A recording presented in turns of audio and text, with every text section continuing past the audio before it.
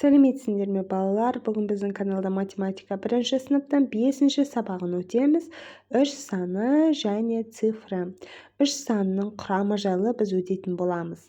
Біз бүгін үш саны және цифрмен танысамыз. Бірінші есеп, суретке қара. Балалардың немен айналысып жатқанын айт. Әр топта неше баладан бар?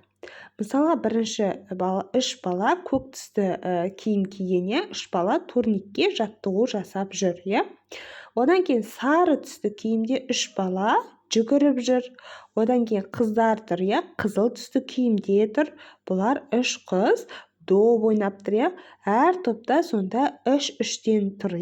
Әр қайсысы әр түрлі жаттығу ойын ойнауда.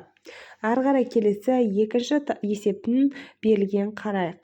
Одан бұрын мына жерде есте сақтаны қарайықшы, түсіндіріп жіберейік. Екі дөңгелек ал, тағы біреуін қос. Екі дөңгелек, мысалға сенде екі доп болса, оған тағы бір допты қоссақ, үш доп болады. Сонда үш дөңгелек бар, Нешеу болды? Үш дөңгелек болды. Екінші суретте не көрсетілген? Мысалға, сенің қолында үш доп тұрса, көк түсті. Оның біреуін досыңа берсең, онда сенде екі доп қалады. Ал егер сенде үш доп тұрып, оның екеуін де екі досыңа берсең, онда өзіңде тек қана бір доп қалады. Екінші есеп жұптық жұмыс. Сана, қай заттар үштен кем салыстыр. Бірінші доп бұл яғни тең болып тұр. Үш допқа ұқсайды. Бұл яғни әртүрлі ойындарда ойналатын, хоккейде немесе әртүрлі мысалға теннис, сондайларда ойналатын ойынның добы бұл тең үшеу тұр. Одан кейін 5 баскетбол добы тұр, бұл үштен артық болып тұр. Одан кейін бұл жерде түрлі түсті бір доп тұр, бұл үштен кем болады. Және де екі доп тұр. Футбол ойнайтын доп үштен кем болады. Яғни бұл жерде екі зат, яғни бір доп және екі доп үштен кем болып тұр. Соңғы екі суреттегі кем, яғни жазып қойдым. Енді бос орындарға қандай фигура қажет екенін досыңа түсіндір. Олар қайда орналасқан? Бірінші суретте көк, сары, қызыл түсті фигуралар тұр. Екінші суретте қызыл, көк. Одан кейін сары түсті үшбұрыш керек. Үшінші суретте үшбұрыш, шаршы, соңғысы дөңгелек қоямыз. Келесі суретті қарайық.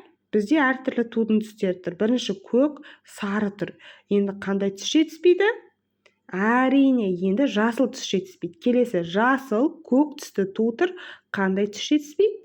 Әрине, бұл жерде мұқият қарасақ, сары түсті тудың түсі жетіспейді екен. Сары түсті белгілеп, қарандашпен бояп салып қоясыңдар.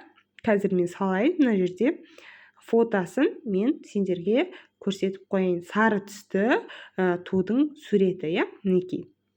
Келесі соңғы суретте сары түсті ту тұр, одан кейін жасыл түсті ту тұр. Енді ойланып көрейікші, қандай түсті ту жоқ?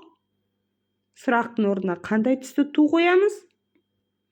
Өте дұрыс айтасыңдар балалар, көк түсті туды қоямыз. Мен мына жерде көк түспен белгілеп сызып суретін сала салайын, бірақ сендер өздерің әдемілеп дәптерге көк түсті тудың суретін салу керексіңдер. Соңғы суретте көк түсті тудың суретін салдық.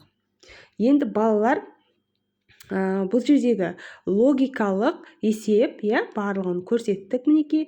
Логикалық есеп. Осымен сабағымыз аяқталды. Соңына дейін көргендеріне рахмет. Подписаться кнопкасын басып қойыңдар. Сау болыңдар балалар.